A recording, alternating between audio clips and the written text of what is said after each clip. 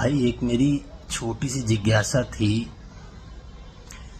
कि ये नवदुर्गा व्रत जो है ये फूड फेस्टिवल में कब से बदल गया। नहीं, मैं बदलाव के उतना खिलाफ नहीं हूँ, लेकिन साहब एकदम वक्त बदल दिया, जज्बात बदल दिए करके किसी व्रत का मीनिंग ही बदल दिया।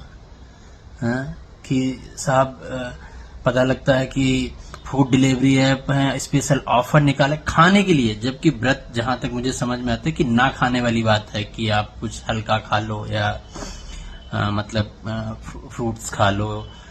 यहाँ पे खाने वाले जो हैं, जैसे रेस्टोरेंट हो गए, वो एक स्पेशल मेन्यू बना रहे हैं।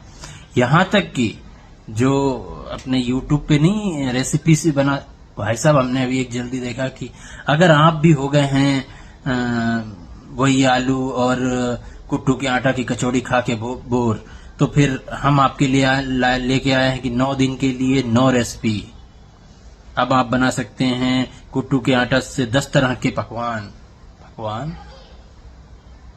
व्रत तो मतलब ना खाने या कम खाने के लिए, जहां तक मुझे समझ में आता है होता है। और मुझे जो इसका एक रीजन समझ में आता है, जो हमें सिखाया गया है, मुझे पता चला है कि नवरात्रि साल में 2 बार आता है और दोनों ही स्पेशल ओकेजन टाइप। मैं आपको जैसे बताऊं, एक आता है श्राद्ध पक्ष के बाद।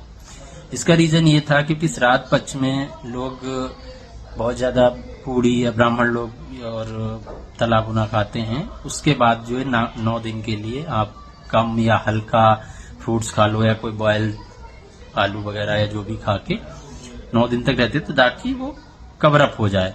सेम चीज एक आता है होली के बाद।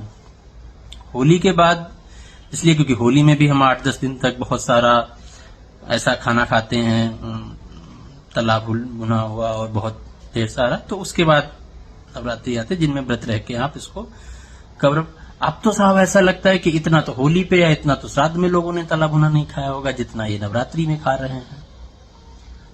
तो व्रत का मतलब अगर बदल रहा है तो बढ़िया है, बट हमें तो फिर इसका कुछ नाम, और या तो ये व्रत के बाद एक मिनी व्रत रखो जिसमें आदमी इस चीज को कवर अप करे। बताना अगर भाई कुछ पता चले कि ये कब बदल गया एकदम से वक्त।